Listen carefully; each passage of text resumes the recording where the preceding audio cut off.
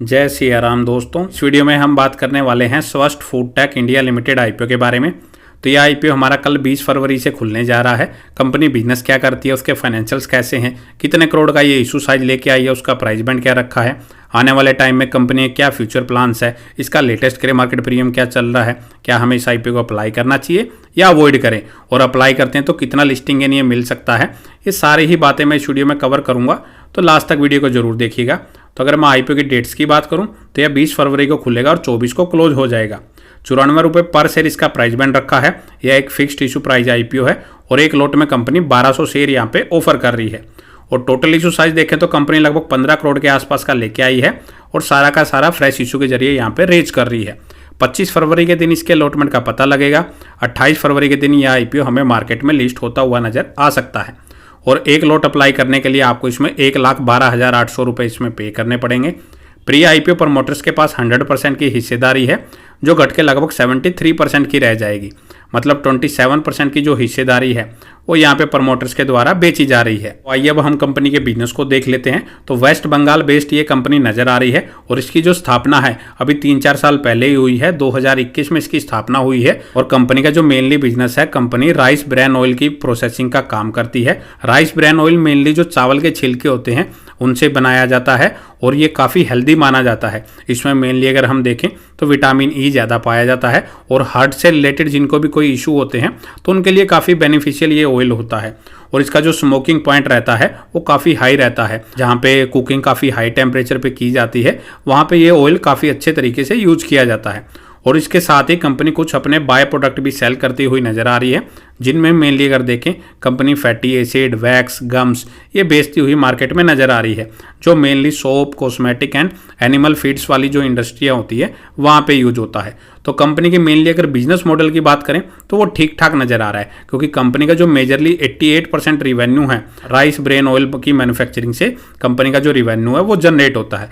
लेकिन इस सेगमेंट में काफ़ी कंपनियां हैं जो मेनली राइस ब्रेन ऑयल बनाने का काम कर रही है। के बाद अगर कंपनी के फाइनेंशियल देखेंगे तो पिछले 3 सालों में कंपनी का जो रिवेन्यू है वो 1.5 करोड़ से बढ़ के लगभग 134 करोड़ का हो चुका है। इस फाइनेंशियल ईयर में वो 150 करोड़ को भी क्रॉस कर सकता है। लेकिन प्रॉफिटेबिलिटी अगर आप देखेंगे तो वो 1 लाख से बढ़ के लगभग 2 करोड़ के आसपास की हुई है। और इस साल कंपनी का जो प्रॉफिट है लगभग 3 करोड़ के आसपास रह सकता है। तो कंपनी लगभग 150 करोड़ से ज़्यादा का अपना रिवेन्यू कर रही है, लेकिन प्रॉफिट अगर देखें तो सिर्फ 3 करोड़ के आसपास ही कमाती हुई नजर आ रही है। तो इसका जो प्रॉफिट मार्जिन है वो काफ़ी कम नजर आ रहा है। रिजर्व 4 करोड़ के आसपास के हैं, लेकिन डेप्ट अगर देखें तो वो 24 करोड़ के आसपास की नजर आ रही है।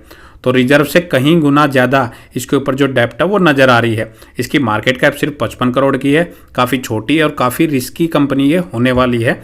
इसका जो डेप्ट टू इक्विटी रेशियो है वो लगभग 4 के आसपास चल रहा है। तो आप समझ सकते हैं कितने गुना कंपनी के ऊपर जो डेप्ट है वो चलती हुई नजर आ रही है। और लगभग 16 के मल्टीपल पीई पे अपने आईपीओ को लेके आ रही है।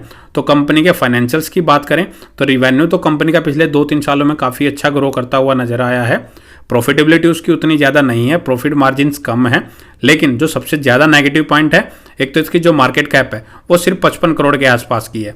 मतलब ऐसी कंपनियों में मैनिपुलेशन काफ़ी ज़्यादा रहती है। और दूसरा जो सबसे जरूरी पॉइंट है वो है कंपनी के ऊपर डेप्ट। आने वाले टाइम में कंपनी का जो रिवेन्यू है वो गिरता है तो उसका इंपैक्ट उसकी प्रॉफिटेबिलिटी पे आएगा। और कंपनी जब प्रॉफिट ही नहीं करेगी, कंपनी के ऊपर जो इतना कर्जा नजर आ रहा है उसकी पेमेंट कंपनी कहाँ से करेगी। तो वो एक सबसे ज़्यादा रिस्की पॉइंट यहाँ पे नजर आ रहा है कि कंपनी के ऊपर डेप्ट काफ़ी ज़्यादा हाई नजर आ रही है। और इसके बाद अगर हम कंपनी का ऑब्जेक्ट देखें, कंपनी मार्केट से पैसा क्यों रेज कर रही है, तो कंपनी अपना जो इसका मैन्युफैक्चरिंग प्लांट है वहाँ पे एक पैकेजिंग की लाइन वो सेट करने वाली है, उसके लिए पैसा यूज करेगी। साथ ही अपनी वर्किंग कैपिटल की रिक्वायरमेंट को इससे पूरा करेगी और जनरल कॉर्पोरेट पर्पज के लिए कंपनी इस पैसे का यूज कर सकती है। तो ये तो हो गया कंपनी के बिजनेस, उसके आने वाले टाइम में क्या फ्यूचर प्लान्स है, उसके फाइनेंशियल्स कैसे हैं। तो इसका जो लेटेस्ट करे मार्केट प्रीमियम है वो भी 0% के आसपास चलता हुआ नजर आ रहा है। मतलब कि यह आईपीओ हमें कोई लिस्टिंग गेन देता हुआ नजर नहीं आ रहा। तो अब सवाल आता है कि क्या इस आईपीओ को अप्लाई करें या अवॉइड करें। तो बेसिकली मार्केट की कंडीशन भी काफ़ी ख़राब चल रही है। ऊपर से कंपनी के फाइनेंशियल अगर देखें तो वो भी इतने कोई खास नज़र नहीं है। रिजर्व से कई गुना ज़्यादा कंपनी के ऊपर डेप्ट नज़र आ रही है। 4 करोड़ के रिजर्व है और 24 करोड़ की डेप्ट है। मतलब कंपनी की अगर सेल्स ऊपर नीचे होती है तो कंपनी इस कर्जे की पेमेंट कहाँ से करेगी। तो आने वाले टाइम में काफ़ी दिक्कतें कंपनी को हो सकती हैं। और दूसरा जो सबसे जरूरी पॉइंट है वो है इसका लेटेस्ट ग्रे मार्केट प्रीमियम, क्योंकि अगर वही चलता हुआ नजर नहीं आ रहा, वो 0 रुपये पे ट्रेड कर रहा है, तो हम आईपीओ अप्लाई ही क्यों करें, क्योंकि लिस्टिंग गेन इसमें नहीं मिलेगा, तो फिलहाल मैं इस आईपीओ को कंप्लीटली अवॉइड कर रहा हूं।